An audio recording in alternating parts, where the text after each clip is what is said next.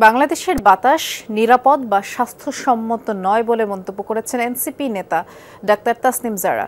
শুধু বাংলাদেশের নয়, এটি হিমালয় অঞ্চলের দেশগুলোরও সমস্যা উল্লেখ করেন উপদেষ্টা সুপ্রদীপ চাকমা। তার আশঙ্কা, সমন্বিত উদ্যোগে বায়ুমান রক্ষা করতে না পারলে সইতে হবে ভয়াবহ প্রভাব। কাঠমান্ডু থেকে আমাদের বিশেষ প্রতিনিধি মাহফুজ মিশুর রিপোর্ট। কিন্তু বাথরুম যাতা ওডোনিল নাই। আজই ওডোনিল সুবাসিত ঘরে স্ট্যাটাস বাড়ে। নেপালের কাঠমান্ডুতে হিন্দুকুশ হিমালয় পার্লামেন্ট মিটের শেষ দিন। প্রথম সেশনের আলোচ্য বায়ু দূষণ এবং তা মোকাবেলার উপায়। আলোচনার সভাপতি অন্তর্বর্তী সরকারের উপদেষ্টা সুপ্রদীপ চাকমা। শুরুতেই হিমালয় অঞ্চলের বায়ুমান যে স্বাস্থ্যকর নয় সেটি তুলে ধরেন বিশেষজ্ঞরা।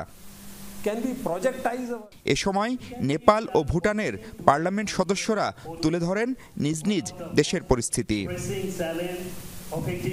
রাজধানী ঢাকাসহ বাংলাদেশের বাতাস কতটা ক্ষতিকর তা উঠে আসে এনসিপি নেতা ডাক্তার তাসনিম জারার বক্তব্যে।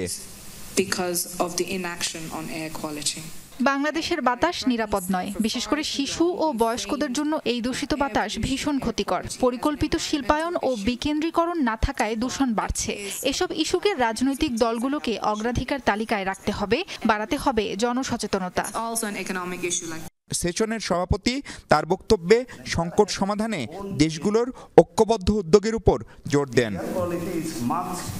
দূষণে কেবল বাংলাদেশ ভুগছে তা নয়, সবাই এর শিকার।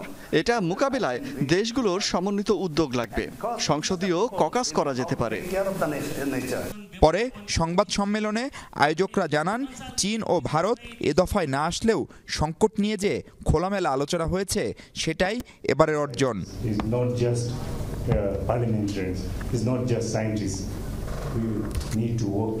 প্রত্যাশা নিয়মিত হবে এমন সম্মেলন, আর তাতে যুক্ত হবে সকল দেশ।